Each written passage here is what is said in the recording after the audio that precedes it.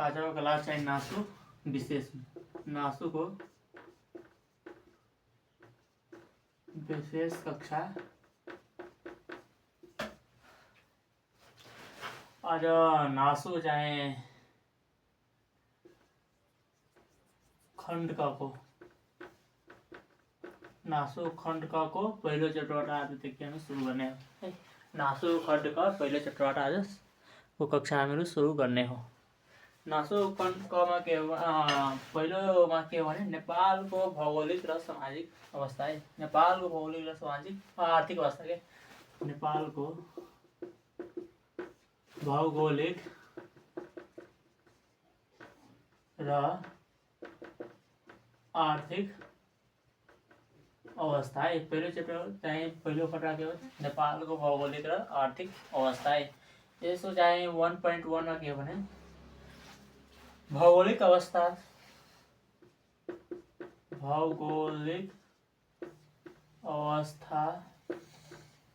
स्वरूप भौगोलिक अवस्था स्वरूप किसिम र विशेषता। आज चाहिँ हामी विशेष यही चैप्टरमा छलफल गर्ने है। नेपालको भौगोलिक भनेको भूगोल है। नेपालको भूगोल कस्तो छ अनि आर्थिक अवस्था कस्तो हो के यो चैप्टर। यो भौगोलिक अवस्था पहिलो चाहिँ खण्डको भौगोलिक अवस्था स्वरूप किसिम र विशेषता। आजको नेपालको चाहिँ भौगोलिक अवस्था स्वरूप कस्तो हुन्, किसिम कस्तो हुन् र विशेषता कस्तो। आज हामी यो चैप्टरबाट सुरुवात गर्ने हौँ। प्रत्येक दिन हामी एउटा एउटा क्लासको चाहिँ चैप्टरको भिडियो हाल्ने गर्छौँ है। आजको चाहिँ नेपालको भौगोलिक अवस्था स्वरूप र किसिम नासुको लागि है।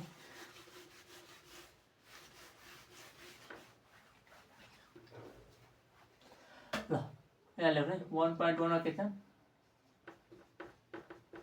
भौगोलिक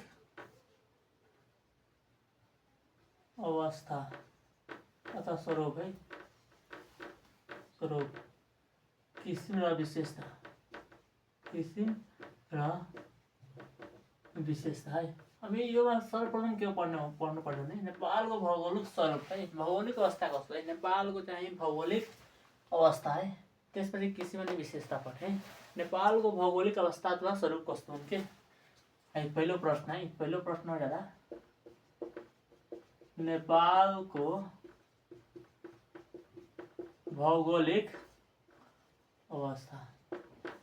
नेपालको भौगोलिक अवस्था कस्तो भने है। नेपालको भौगोलिक अवस्था कस्तो चीन र भारत बीचको है।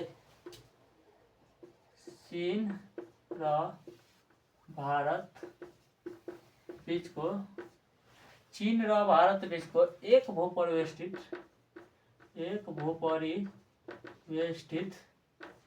मुलुकको रूपमा रहेको देश नेपाल हो। नेपालको भौगोलिक अवस्था कस्तो भने चीन र भारत बीचको एक भूपरिवेष्टित मुलुकको रूपमा रहेको देश हो कि नेपाल र चीनको बीचमा चाहिँ के हो एउटा भूपरिवेष्टित राष्ट्रको रूपमा चाहिँ नेपाल एउटा अवस्थित देश हो के। अब नेपालको भौगोलिक अवस्था निम्नानुसार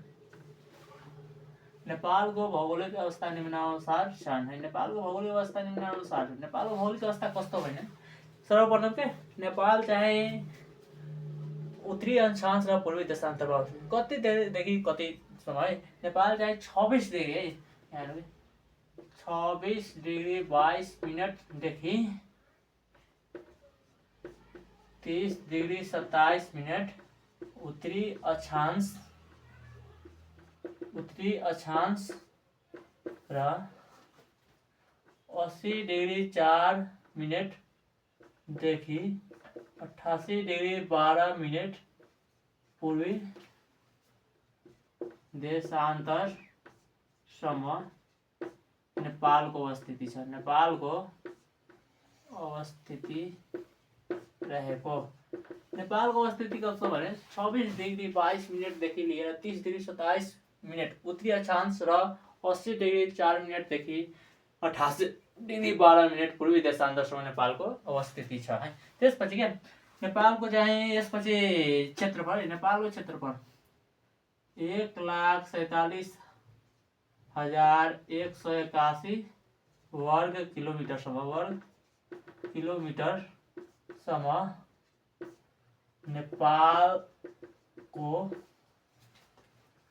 नेपालले ओगटेको क्षेत्रफल, नेपालले ओगटेको क्षेत्रफल हुन्। नेपालको क्षेत्रफल कति हुन्छ? 1,47,181 वर्ग किलोमिटरसम्म नेपालले ओगटेको चाहिँ क्षेत्रफल हो। नेपालले चाहिँ 1,47,181 वर्ग किलोमिटरसम्म ओगटेको छन्। यो चाहिँ वर्गमाइलमा भन्दा 56,827 वर्ग माइल छन् के, वर्गमाइलमा भन्दा 56,827 वर्ग माइल छन्। त्यसपछि नेपाल चाहिँ विश्वको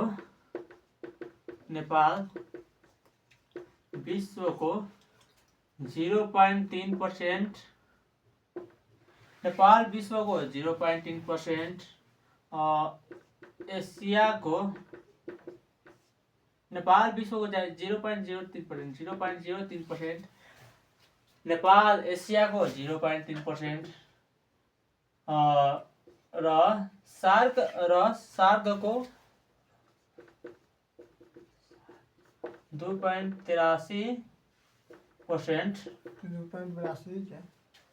2.82% क्षेत्रफल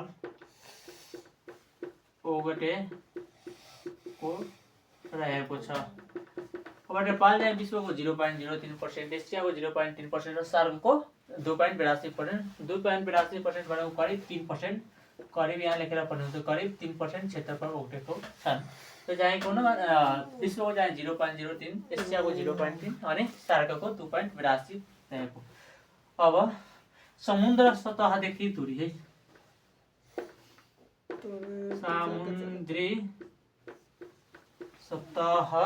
समुद्री सतहबाट करिब समुद्री सतहबाट 1127 मिटर, 1127 किलोमिटरसम्मको दूरीमा अवस्थित रहेको। समुद्री सतहबाट 1127 किलोमिटरसम्मको दूरीमा अवस्थित नेपाल एउटा उपप्रवेशी राष्ट्र, त्यसरी भन्छ है। चाहिँ समुद्रबाट 1127 किलोमिटर टाढा छन् है। अब नेपालको पूर्व पश्चिम औसत लम्बाई, नेपालको पूर्व पश्चिम औसत लम्बाई कति हुन्छ? 885 किलोमिटर। नेपालको पूर्व पश्चिम औसत लम्बाई 885 किलोमिटर र औसत चौडाइ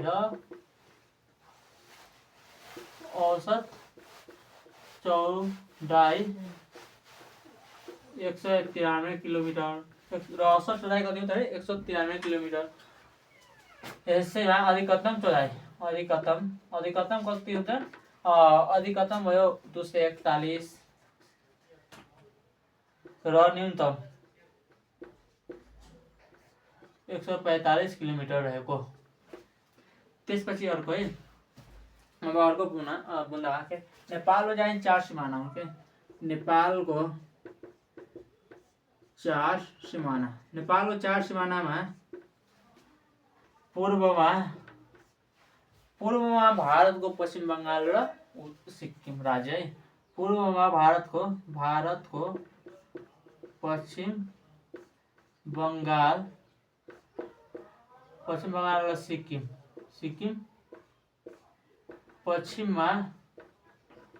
पश्चिममा पूर्वमा भारतको पश्चिम बङ्गाल र सिक्किम, पश्चिममा उत्तराखण्ड, उत्तरमा चीनको शासित क्षेत्र तिब्बत,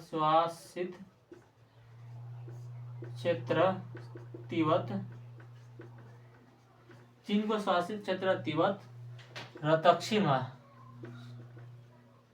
दक्षिणमा भारतको बिहार राज्य पर्दछन्, बिहार राज्य अवस्थित रहेको।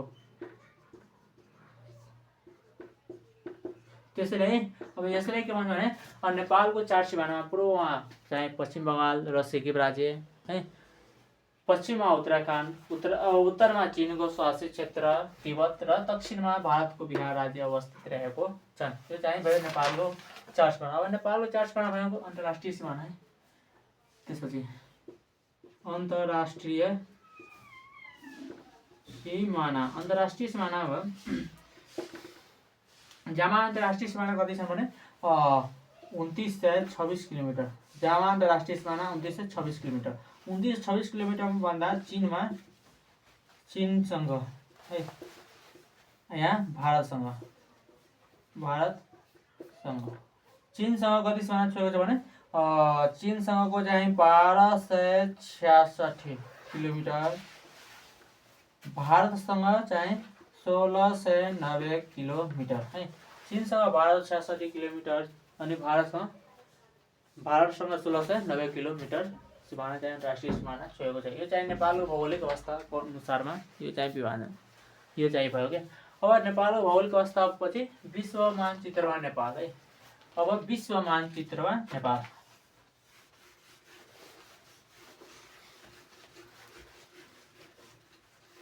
विश्व मानचित्रमा नेपाल हेर्दा कस्तो छ है।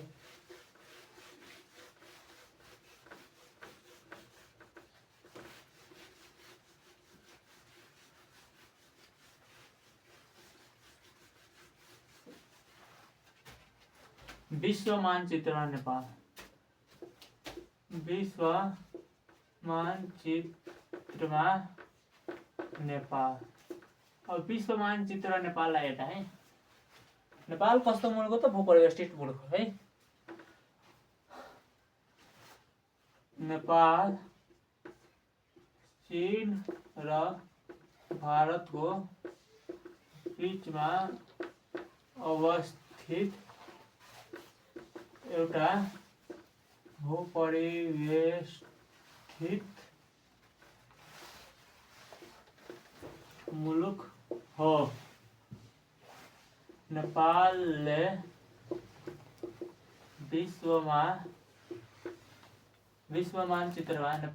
विश्व मानचित्रमा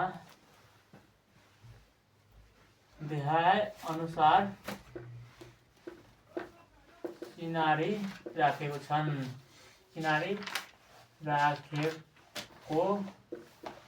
है। नेपाल चाहिँ चीन र भारत बीचमा अवस्थित एउटा भूपरिवेष्टित मुलुक हो। नेपालले विश्व मानचित्रमा देखाए अनुसार किनारी राखेको छन्।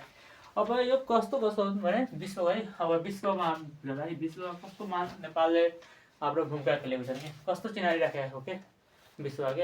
अब त्यसकै अनुसार हेर्दा है, विश्वको अग्लो सगरमाथा कहाँ हुन्छ? नेपालमा छ कि। त्यही भयो क्या। विश्वको अग्लो सगरमाथा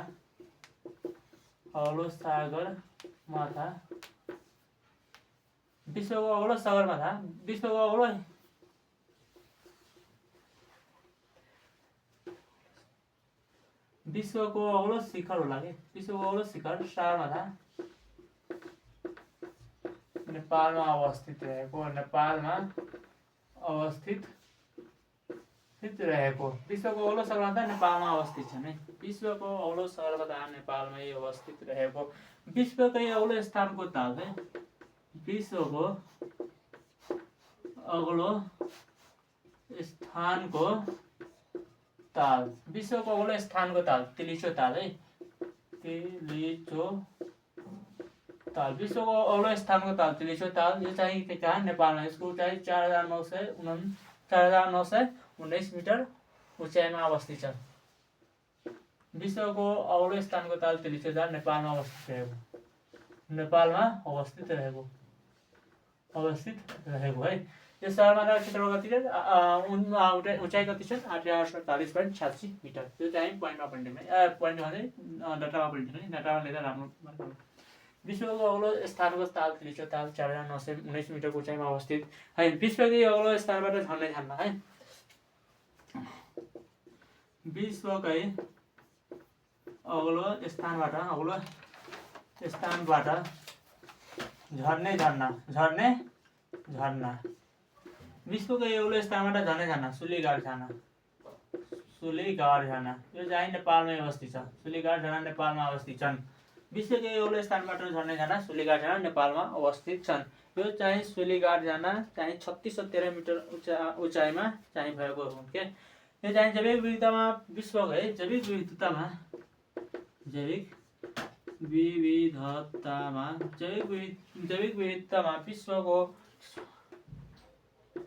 विश्वमा 4800 जैविक विविधतामा विश्वमा 4800 र एसियामा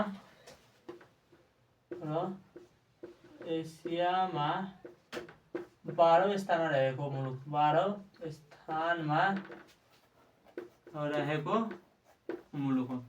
नेपालको जैविक विविधताको दृष्टिकोणले हेर्दा विश्वमा चाहिँ 48औं र एसियामा 12औं स्थानमा रहेको एउटा मुलुक हुन् जैविक विविधताको अनुसार हेर्दा। त्यसपछि त्यस्तै के विश्वको क्षेत्रफलको आधारमा 93 ठुलो राष्ट्र के विश्वको क्षेत्रफलको आधारमा हेर्दा विश्वको क्षेत्रफलको आधारमा 93औं ठुलो मुलुक हो। 93औं ठुलो मुलुक विश्वको दृष्टिकोणले विश्वको क्षेत्रफलको आधारमा हेर्दा 93औं ठुलो मुलुक हुन्। त्यसपछि चाहिँ विश्वकै गहिरो गल्छी कहाँ कुन गल्छी विश्वको गहिरो उपत्यका अरुण उपत्यका हुन् के। विश्वकै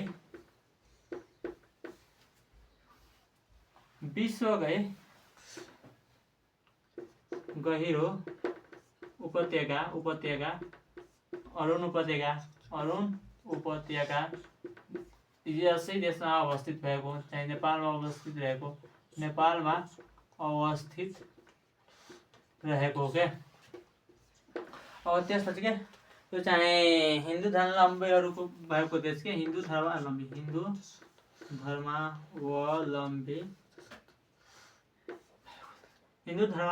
भएको देशहरू भएको किनभने यो देशमा चाहिँ हिन्दू कति 83.19% हिन्दू नेपालमा अवस्थित छन्। त्यसपछि लडाकुहरूको देश भनिन्छ के लडाकुको देश। त्यसपछि शान्तिको देश पनि भनिन्छ यस्तै के शान्तिको देश। त्यसपछि गोर्खालीको देश भनिन्छ। त्यसपछि एउटा के भन्छ भने लडाकु देश शान्तिको देश गोर्खालीको देश। त्यसपछि चाहिँ त्रिकोणात्मक झण्डा आकार भएको देश के त्रिकोणात्मक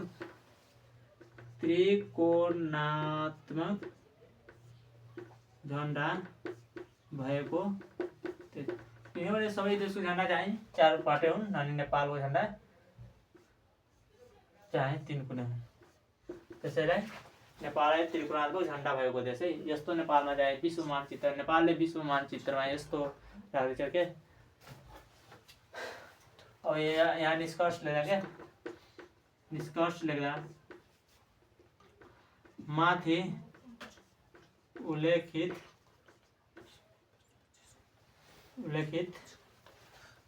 वस्तुहरूमा नेपालले विश्व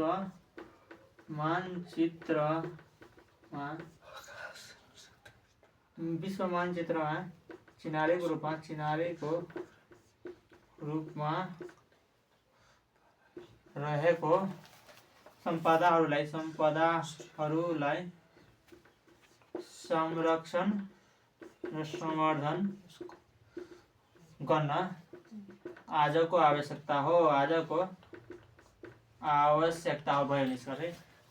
माथि विषयवस्तुहरूमा नेपालले विश्व मानचित्रमा चिनारीको रूपमा रहेको सम्पदाहरूलाई संरक्षण र संवर्धन गर्न आजको चाहिँ के हो भने आवश्यकता हो। यो चाहिँ विश्व मानचित्रमा नेपाललाई चिनारीको रूपमा राखेको है।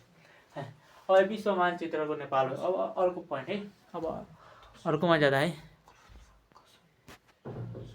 अब अगाडि बढ्दा है अब अर्को प्रश्न के हो भने नेपालको भौगोलिक विभाजन है। नेपालको भौगोलिक विभाजन है। नेपालको भौगोलिक विभाजन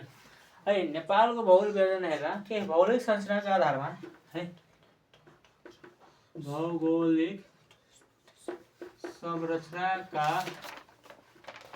आधारमा भौगोलिक संरचनाका आधारमा नेपाललाई देहाय बमोजिमको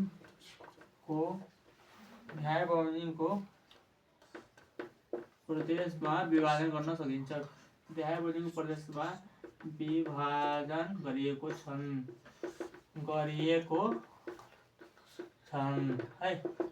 अब चाहिँ भौगोलिक संरचनाका आधारमा नेपालले देहाय बमोजिमको प्रदेशमा चाहिँ विभाजन गर्न सकिन्छ है। अब पहिलो कुन हो भने पहिलो आयो हिमाली प्रदेश, दोस्रोमा पहाडी प्रदेश, तेस्रोमा तराई प्रदेश है। अब यहाँ भौगोलिक संरचनाको आधारमा नेपाललाई चाहिँ 3 प्रदेशमा विभाजन गर्न सकिन्छ। हिमाली प्रदेश, तराई प्रदेश, हिमाली प्रदेश, पहाड प्रदेश र तराई प्रदेश है। विश्वको चिरारी विश्व चाहिँ नेपालको भौगोलिक विभाजनको रूपमा है। अब त्यसपछि अब यिनीहरूको डाटा याद गरौँ के। अब हिमाली प्रदेशको विशेषता है। सर्वप्रथमै हामी एउटा फिगर बनाऊ है। फिगरबाट बुझ्दा सजिलो हुन्छ है। ल यो मेट्रिक हामी बुझ्नको लागि भयो कि हिमाली प्रदेश, पहाडी प्रदेश र तराई प्रदेश। एउटा फिगर बनाउँदा है, एउटा तालिका बनाउँदा फिगर तालिका। अब तालिका यहाँबाट बनाउँदा हजुरहरू पनि कपी बनाउनु बेस्ट होला। तालिका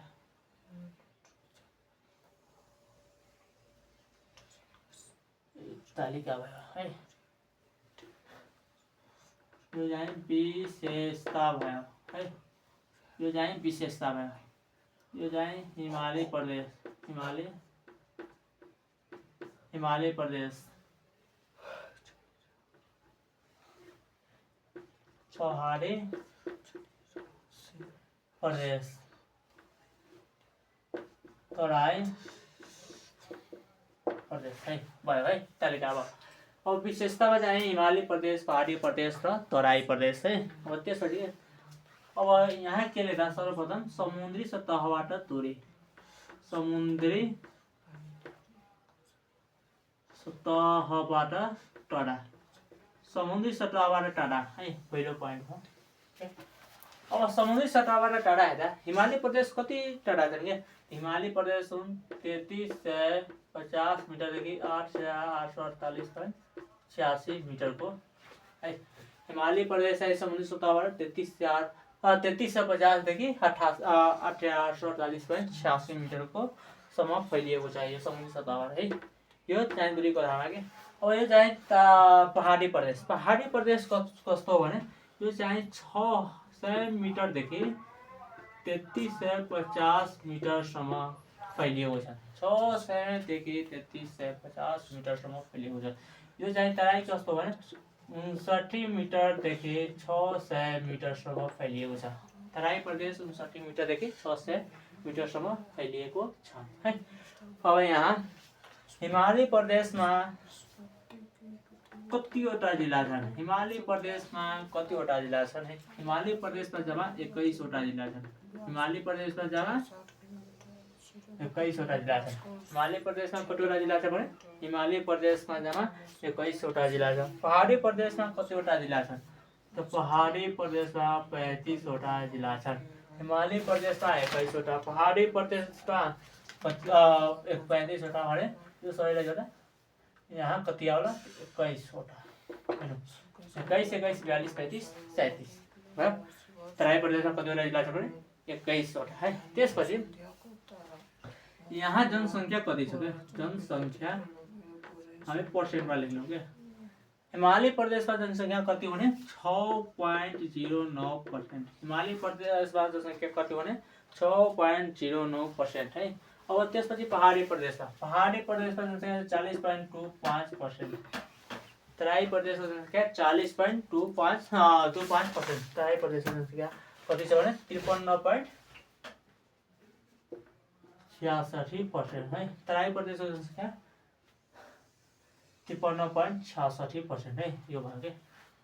समुद्री सतहबाट 3300 देखि 848.86 मिटरको फैलिएको 600 देखि 3350 मिटरसम्म फैलिएको 59 देखि 600 मिटरसम्म फैलिएको है। समुद्री सतहबाट फैलिएको है, टाढा फैलिएको है। अब त्यसपछि अब जनसङ्ख्या भयो भने जनघनत्व यो प्रदेशको जनघनत्व कति छ?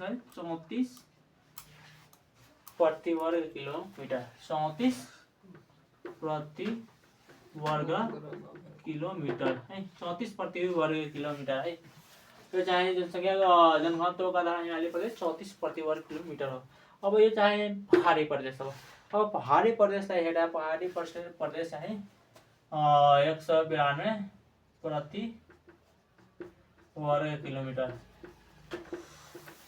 192 प्रति वर्ग किलोमिटर। तराई प्रदेशलाई 461 प्रति वर्ग किलोमिटर है, 461 प्रति वर्ग किलोमिटर। अब यसलाई क्लोज गर्दा है,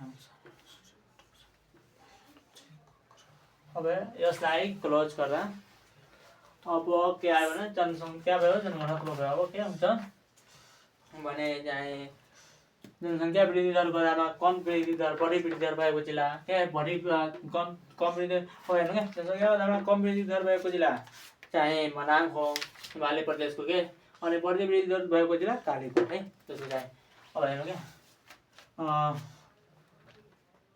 बढी कम वृद्धि दर जिल्ला, वृद्धि दर जिल्ला, बढी कम वृद्धि दर जिल्ला भयो के। त्यसपछि चाहिँ जात जाति भयो, जात जाति। त्यसपछि चाहिँ जात जाति भयो। त्यसपछि चाहिँ पेसा भयो, पेसा भयो। त्यसपछि भाषा परिवार, अनि यहाँ अनि यो सबै चाहिँ बुक हेर्नु है। अब त्यो सबै भइहाल्यो। बढी चाहिँ कहाँ आउँछ यो कालीकोट, कालीकोट वृद्धि जिल्लामा बढी कालीकोट अनि कम मनाङ है। बढी कहाँ भने कालीकोट अनि कम मनाङ है। त्यसपछि चाहिँ जात जातिमा शेर्पा भयो, शेर्पा थकाली आदि यति चाहिँ शेर्पा थकाली गुरुङ तामाङ सबै चाहिँ हिमाली प्रदेशको जात जाति। त्यो चाहिँ मुख्य पेसा के भने पर्यटन,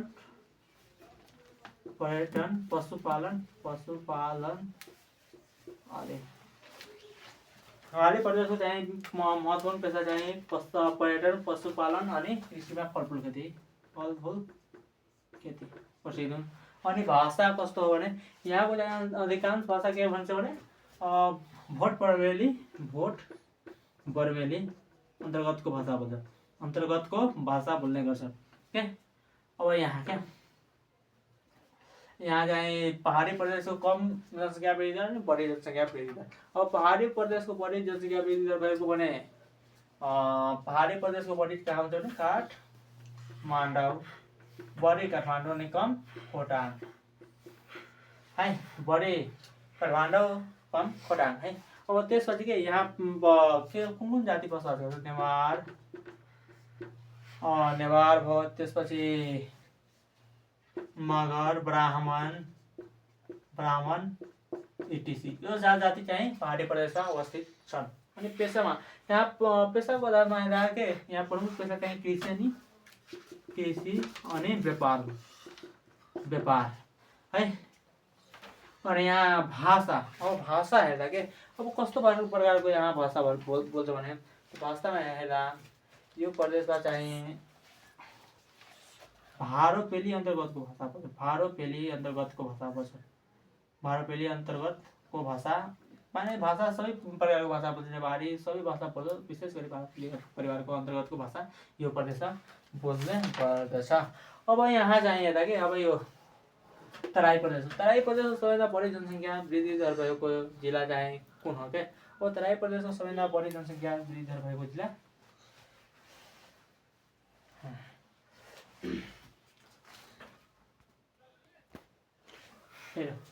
यहाँ जात जातिमा यहाँ कुन बसोबास गर्ने थारू, सतार, राजवंशी आदि है इटिसी। अब यहाँ पेसा के भने कृषि, पेसा प्रमुख चाहिँ कृषि अनि व्यापार व्यवसाय हुन्। कृषि व्यापार व्यवसाय हुन्। कृषि व्यापार व्यवसाय हुन्। भाषा परिवार अन्तर्गत भरपेली भाषा अन्तर्गतको भाषा बोलिन्छ। भरपेली भाषा परिवारको भाषा परिवारको भाषा बोल्दछन् है। यहाँ अन्य भनेर यसै अन्नको भण्डार पनि भनिन्छ। अन्नको भण्डार पनि भनिन्छ। अन्नको भण्डार पनि भनिने त्यस्तै भारतीय रीतिरिवाजसँग मिलजुल गरिने। भारतीय रीतिरिवाजसँग मेलमिलाप हुने है। त्यसपछि यहाँ के हुन्छ भने यो चाहिँ मधेसको 8 जिल्ला, मधेसको 8वटै जिल्ला यसै प्रदेशमा अवस्थित। मधेसको 8वटै जिल्ला यसै प्रदेशमा अवस्थित। यसलाई हेर्दा के यो चाहिँ के को लागि भने बसोबासको लागि उपयुक्त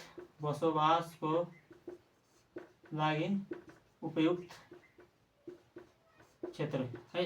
यो चाहिँ बसोबासको लागि उपयुक्त क्षेत्रहरू पहाडी प्रदेश है। अब यहाँ सबै सक्यो है। अब यहाँ यसरी लेख्यो कि अब चाहिँ चट्टान लेख्दा के भन्छ कोही हिमालय प्रदेशको विशेषता के हुन्छ। हिमालय प्रदेशको विशेषता समुद्री सतहदेखि 3350 मिटरदेखि 848.86 मिटरसम्मको क्षेत्रसम्म फैलिएको छन्।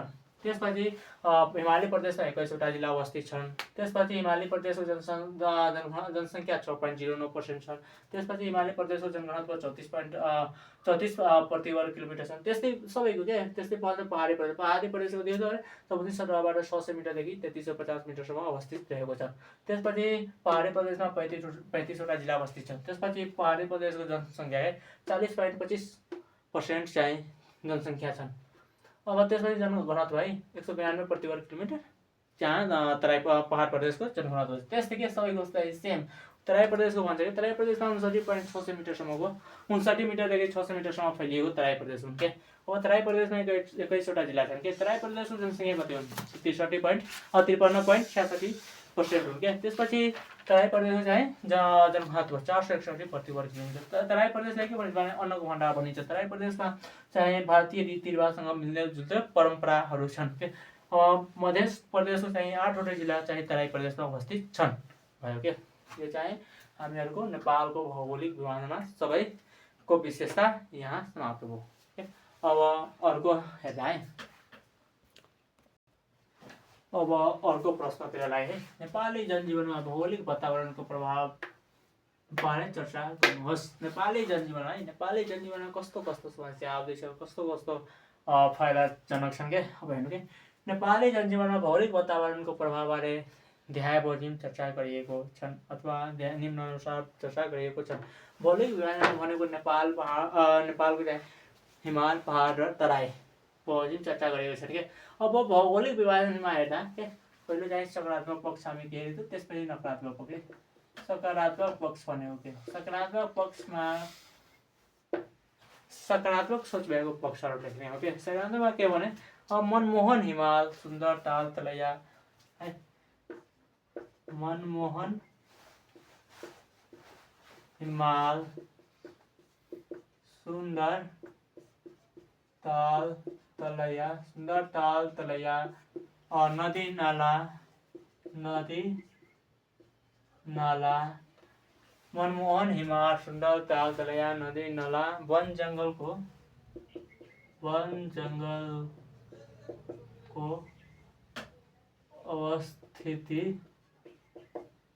अवस्थितिले पर्यटकीय गन्तव्य हासिल गरेको। पहिलो पोइन्ट के भने मनमोहन हिमाल, सुन्दर ताल तलैया, नदी नाला, वन जंगलको अवस्थितिले चाहिँ पर्यटकीय गन्तव्य के भनेको हासिल गरेको। पर्यटकहरू चाहिँ नेपालमा आउँदै रहेको छन् के। मनमोहन हिमाल, सुन्दर ताल तलैया यसको कारणले के। अब अर्को छ कि हिमाली भेगमा चौरी पालन है। हिमाली भेगमा चौरी पालन, जडीबुटी, हिमाली भेगमा चौरी पालन, जडीबुटी संकलन, जडीबुटी संकलन तथा चाहिँ ट्रेकिङ व्यवसाय सञ्चालनमा रहेको व्यवसाय सञ्चालनमा रहेको यो चाहिँ हाम्रो सकारात्मक पक्ष हो। हिमाली भेगमा चाहिँ के भन्छ चौरी पालन जडीबुटी सङ्कलन गर्छ अनि यसलाई चाहिँ ट्रेकिङ व्यवसायमा चाहिँ आफ्नो व्यवसायमा चाहिँ परिचालन गर्ने गर्दछन् के यसले के। अब त्यसपछि के पहाडमा रहेको विभिन्न किसिमका पहाडमा रहेको विभिन्न किसिमका खनिज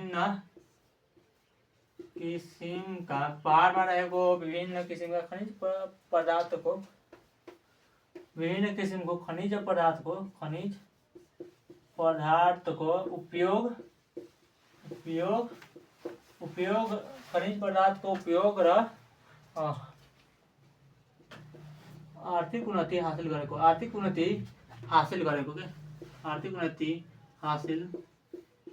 यो चाहिँ पहाडी प्रदेशमा रहेको चाहिँ विभिन्न किसिमको खनिज पदार्थ हुन्छ कि त्यसलाई चाहिँ उपयोग गरेर आर्थिक उन्नति चाहिँ हामीहरू हासिल गर्ने गर्छौँ है। अब त्यसपछि तराई क्षेत्रमा रहेको अन्नको भण्डार भनिने नाराका साथ सबै प्रदेशमा अन्नको पूर्ति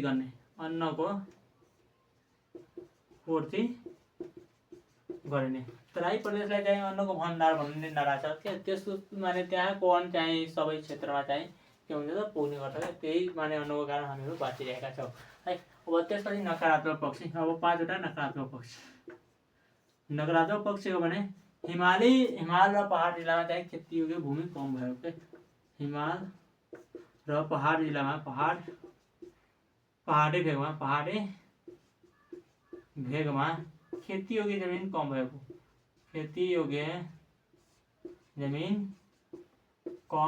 भएको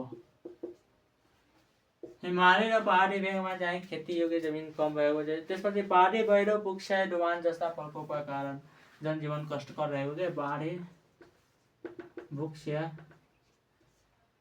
प्रकोप जस्ता विभिन्न क्रियाकलापको कारणले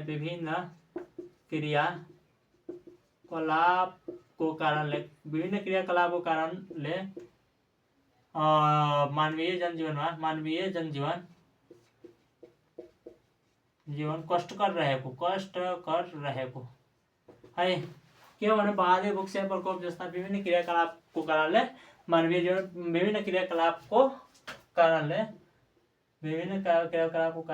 मानवीय जीवन चाहिँ के भन्छ कष्टकर रहेको छ के। अब त्यसपछि चाहिँ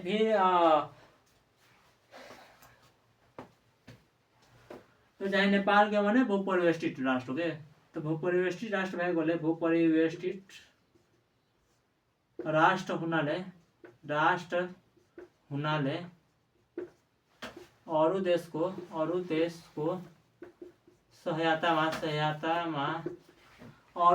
सहायतामा आयातमा बढी शुल्क तिर्नु पर्ने आदि छन् के। धेरै थुप्रै समस्या हुन् के। यो चाहिँ हिमाली प्रदेश पहाडी प्रदेश हामी चाहिँ बुझ्नको लागि विशेष यति लेखेका हो क्या। नेपाली जनजीवन भनेको थियो त्यस्तै हो क्या। मनमोहन हिमाल सुन्दर तालतलिया नदी नाला चाहिँ माने पर्यटकीय गन्तव्य हासिल गरेको छन्। त्यसपछि हिमाली भेगमा चौरी गाई माने जडीबुटी सङ्कलन गरी चाहिँ ट्रेकिङ व्यवसाय सुरु गरेको छन्। त्यसपछि चाहिँ पहाडमा रहेको विभिन्न किसिमको खनिज पदार्थको उपयोग र सङ्कलन गरी चाहिँ आर्थिक उन्नति हासिल गरेका छन्। त्यसपछि तराई क्षेत्रमा रहेको अन्नको भण्डारको नाराका साथ चाहिँ नेपालको सबै कुनामा चाहिँ तराई अन्नको चाहिँ पूर्ति गर्दैछन् क्या। त्यसै अन्य मुलुकको निर्धारण गरेको रिपोर्ट सम्बन्धी शर्त र सेवा तस्तुर तिर्न परेको छ क्या। त्यसपछि चाहिँ भिड पक्का खोल्साका कारणले यातायात समेत समस्या भनेको चाहिँ भौतिक पूर्वाधारको समस्या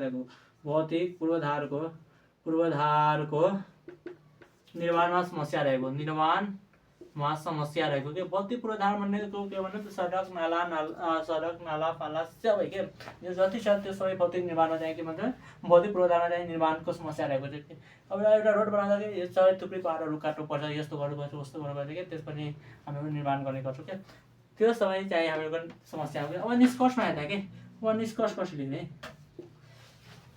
यसका लागि नेपाल भौगोलिक विविधताका कारण नेपाल भौगोलिक विविधताले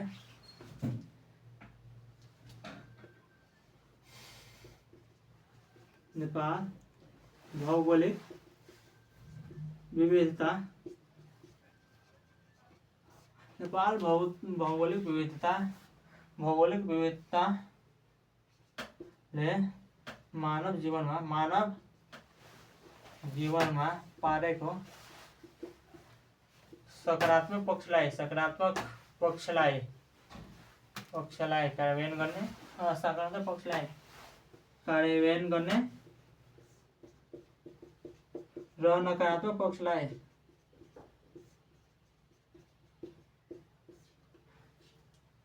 समाधान गर्ने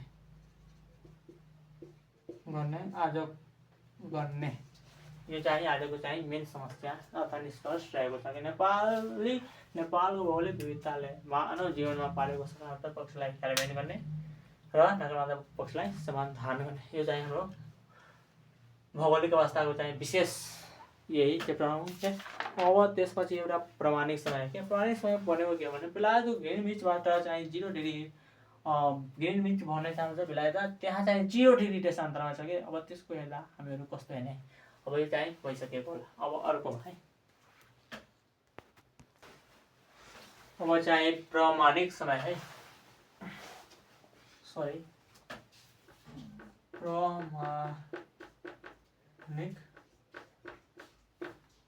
प्रामाणिक समय है। अब प्रामाणिक समयलाई के भनिन्छ प्रामाणिक समय के भनिन्छ अब स्वतन्त्र राष्ट्रले आफ्नो मुलुकको भौगोलिक स्वतन्त्र राष्ट्रले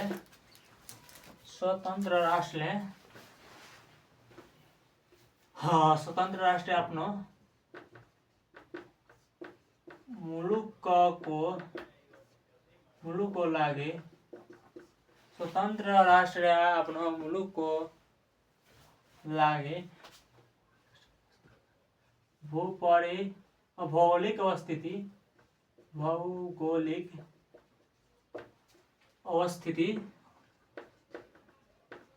भौगोलिक अवस्थिति र अन्तर्राष्ट्रिय समयलाई आधार मानी निर्धारण गरिएको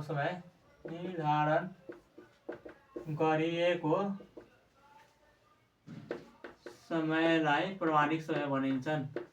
प्रामाणिक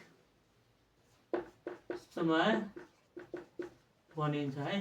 यो के भने स्वतन्त्र राष्ट्रले आफ्नो मुलुकको लागि भौगोलिक अवस्थिति र अन्तर्राष्ट्रिय समयलाई आधार मानि निर्धारण गरिएको समय नै चाहिँ के भने प्रामाणिक समय हो।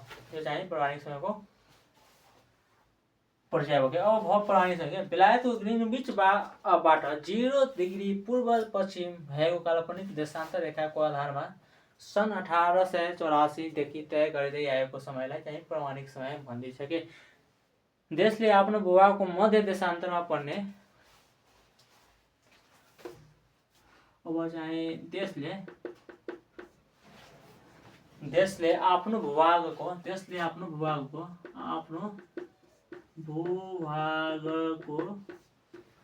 आफ्नो भूभागको बीच के मध्य देशान्तरमा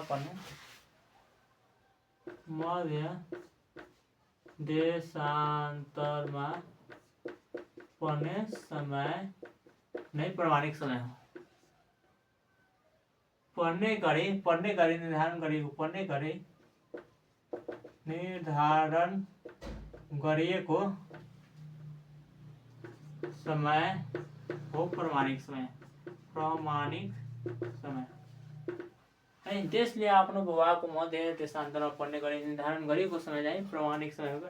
अब यो प्रामाणिक समय चाहिँ ग्रिनविचदेखि पूर्वमा समय छिटो ग्रिनविच भन्दा पूर्वमा समय छिटो र पश्चिममा ढिलो हुँदै आएको छन्। यो चाहिँ प्रामाणिक समयको परिचय भयो क्या। अब पौराणिक समयको परिचय हुँदाखेरि नेपालको पौराणिक समय यस प्रकार दिएको छन् के नेपालको पौराणिक समय कस्तो दिएको छ भने नेपालको पौराणिक समय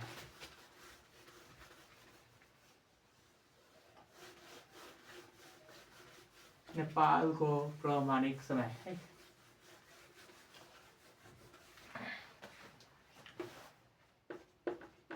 नेपालको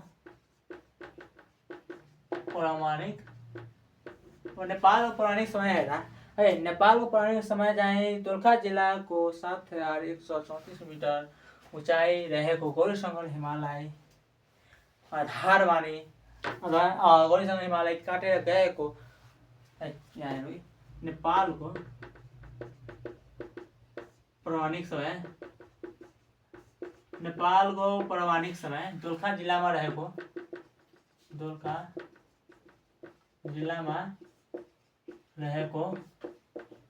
गौरीशङ्कर हिमालय काटेर गएको 86 डिग्री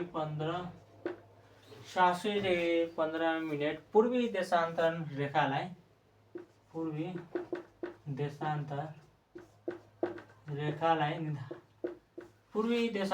रेखालाई आधार माने विक्रम संवत 2042 एक गते नेपाली समयलाई निर्धारण गरिएको छ। त्यस बेलाको राजा चाहिँ हाम्रो वीरेन्द्र शाह थियो। कृपाल वीरेन्द्र शाह हाम्रो राजा थिए। नेपालको पौराणिक समय दुर्गा जिल्लामा रहेको गौरीशङ्कर हिमालको उचाइ 7134 मिटर हिमालय काटेर गएको 86 डिग्री 15 मिनेट पूर्वी देशान्तर रेखालाई के आधार माने 2042 एक वैशाख 1 गते नेपाली समयलाई निर्धारण गरिएको छ। यो चाहिँ ग्रिनविच भन्दा नेपाल पूर्वमा पर्ने हुनाले ग्रिनविच भन्दा नेपाल पूर्वमा भएकाले नेपालको समय ग्रिनविच भन्दा 5 घण्टा 45 मिनेट छिटो रहेको छन्। यो चाहिँ नेपालको निर्धारण गरेको समय हो के। अब यति बेला हामीहरूको क्लास यही सक्यो। अब भोलि चाहिँ अर्को नयाँ च्याप्टरमा चाहिँ 1.2मा के भने राजनीतिक भूगोल पढ्दाखेरि हामी केही प्रश्नहरूलाई सम्भावित प्रश्नहरू है। चुरे श्रेणीको विशेषता चुरे क्षेत्रको विशेषता उल्लेख गर्नुहोस्। चुरे श्रेणीको विशेषता चुरे क्षेत्रको विशेषता उल्लेख गर्नुहोस्। त्यसपछि 10 गजा क्षेत्र भनेको के हो? 10 गजा क्षेत्र भनेको के हो? क्षेत्र भनेको के हो? 10 गजा क्षेत्र भनेको के हो है। दोस्रो प्रश्न पहिलो प्रश्न यो चाहिँ हाम्रो 10 मार्कमा सोध्छ। यो चाहिँ 5 मार्क है। यो दुईवटा प्रश्नलाई भोलि गरेर राख्नु होला है। सम्भावित प्रश्न चुरे क्षेत्रको अथवा चुरे श्रेणीको विशेषता उल्लेख गर्नुहोस्। 10 गजा क्षेत्र भनेको के हो? ल सबैजना लाइक एन्ड फलो गरिदिनु होला।